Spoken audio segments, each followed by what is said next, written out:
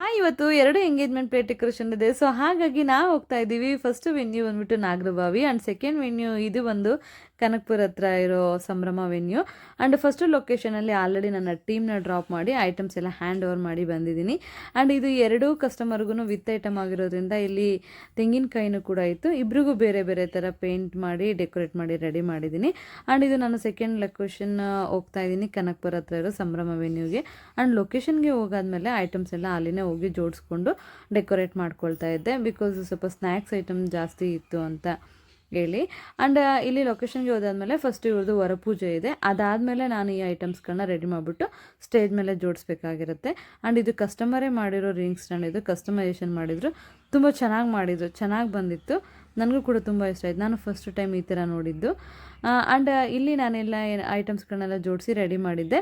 ಇದು ನೆಕ್ಸ್ಟ್ ಇವ್ರ ಸಂಪ್ರದಾಯದ ಪ್ರಕಾರ ಪ್ರತಿಯೊಬ್ಬರು ಹೆಣ್ಮಕ್ಳು ಈ ಐಟಮ್ಗಳನ್ನ ತೊಗೊಂಡು ಬಂದು ಸ್ಟೇಜ್ ಮೇಲೆ ಇಡಬೇಕು ಅಂತ ಹೇಳ್ಬಿಟ್ಟು ಅವರು ಪ್ರತಿಯೊಂದು ಐಟಮ್ಗಳನ್ನ ಸ್ಟೇಜ್ ಮೇಲೆ ಹ್ಯಾಂಡ್ ಓವರ್ ಮಾಡ್ತಾರೆ. ನಾನು ಪ್ರತಿಯೊಂದನ್ನು ನೀಟಾಗಿ ಜೋಡಿಸಿ ರೆಡಿ ಮಾಡ್ತೀನಿ.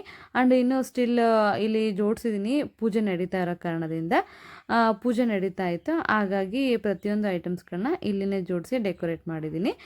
ಆ್ಯಂಡ್ ವೆನ್ಯೂ ನೋಡೋದಕ್ಕೆ ತುಂಬ ಚೆನ್ನಾಗಿದೆ. ಕನಕಪುರ ಹತ್ರ ಕೆಲವು ವೆನ್ಯೂಗಳು ತುಂಬ ಚೆನ್ನಾಗಿದೆ. ನನಗೂ ಕೂಡ ವೆನ್ಯೂ ತುಂಬ ಇಷ್ಟ ಆಯಿತು. ಆ್ಯಂಡ್ ಇಲ್ಲಿ ನನಗೆ ಲಾಸ್ಟಲ್ಲಿ ಒಂದು ಡಿಸಪಾಯಿಂಟ್ ಆಯಿತು.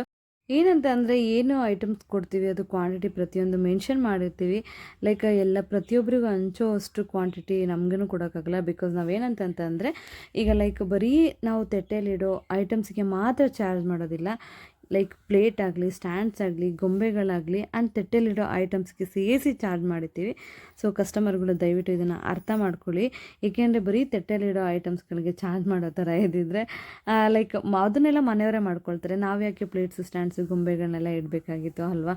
ಸೊ ಹಾಗಾಗಿ ಆ್ಯಂಡ್ ನನಗೂ ಸ್ವಲ್ಪ ಡಿಸಪಾಯಿಂಟ್ ಆಯಿತು.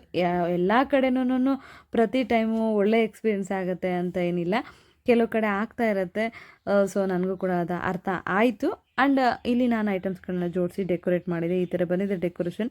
ಆ್ಯಂಡ್ ಸ್ಟಾರ್ಟಿಂಗೇ ವೀಡಿಯೋನ ತೆಕ್ಕೊಳ್ಳೋದಕ್ಕಾಗಿರಲಿಲ್ಲ. ಬಿಕಾಸ್ ಏನಂತಂದರೆ ಅಲ್ಲಿ ಆಲ್ರೆಡಿ ಎಂಗೇಜ್ಮೆಂಟು ಸ್ಟಾರ್ಟ್ ಆಗಿದ್ದ ಕಾರಣದಿಂದ ನನಗೆ ಟೈಮ್ ಸಿಗಲಿಲ್ಲ ಅಂತೇಳಿ ಜಸ್ಟ್ 10 ಮಿನಿಟ್ಸಲ್ಲಿ ನಾನು ಅಲ್ಲಿ ಜೋಡಿಸ್ಬೇಕಾಗಿತ್ತು. ಹಾಗಾಗಿ ಆ್ಯಂಡ್ ಔಟ್ಸೈಡಿಂದ ವೆನ್ಯೂ ನೋಡೋದಕ್ಕೆ ಈ ಥರ ಇದೆ. ಸೊ ತುಂಬ ಚೆನ್ನಾಗಿದೆ ವೆನ್ಯೂ ಕೂಡ. ಆ್ಯಂಡ್ ಈ ಕಸ್ಟಮರು ಕೂಡ ನಾನು ಬೇರೆ ಡೆಕೋರೇಷನಲ್ಲಿ ಡೆಕೋರೇಟ್ ಮಾಡಿದಾಗ ನನ್ನ ಏನು ಲೋಗೋನ ಇಟ್ಟಿದ್ನಲ್ಲ ಅಲ್ಲಿ ನನ್ನ ನಂಬರ್ ತೊಗೊಂಡು ನನ್ನನ್ನು ಕಾಂಟ್ಯಾಕ್ಟ್ ಮಾಡಿದ್ದಂತೆ. ಅವರು ಮಗ ಕೂಡ ಹೇಳಿದ್ರು ತುಂಬ ಚೆನ್ನಾಗಿದೆ ಮೇಡಮ್, ತುಂಬ ಇಷ್ಟ ಆಯಿತು ಅಂತ ಹೇಳ್ಬಿಟ್ಟು. ಆ್ಯಂಡ್ ಅಲ್ಲಿ ಬಂದಿರೋ ಗೆಸ್ಟ್ಗಳಿಗೆಲ್ಲ ನಾನು ಮಾಡಿದ ಡೆಕೋರೇಷನ್ ತುಂಬ ಇಷ್ಟ ಆಯಿತು. ಪ್ರತಿಯೊಬ್ಬರು ತುಂಬ ಚೆನ್ನಾಗಿ ಮಾತಾಡ್ಸಿದೆ. Thank you for that. And ಇದು ನನ್ನ ಫಸ್ಟ್ ವೆನ್ಯೂ ಏನು ನಾಗರಬಾವಿ ಇತ್ತಲ್ಲ, ಅಲ್ಲಿ ನನ್ನ ಟೀಮ್ನ ಕಳಿಸಿದ್ನಲ್ಲ ಅವರು ಡೆಕೋರೇಟ್ ಮಾಡಿದ್ದಾರೆ. ಈ ಥರ ಬಂದಿದೆ ಡೆಕೋರೇಷನ್. ನಿಮಗೆ ಇಷ್ಟ ಆದರೆ ಲೈಕ್ ಮಾಡಿ, ಶೇರ್ ಮಾಡಿ. ಆ್ಯಂಡ್ ನಿಮಗೇನಾದರೂ ರಿಕ್ವೈರ್ಮೆಂಟ್ ಇದ್ದರೆ ಇನ್ಸ್ಟಾಗ್ರಾಮ್ ನಂಬರ್ ಕೂಡ ಪ್ರೊವೈಡ್ ಮಾಡಿದ್ದೀನಿ. Thank you for watching. Bye.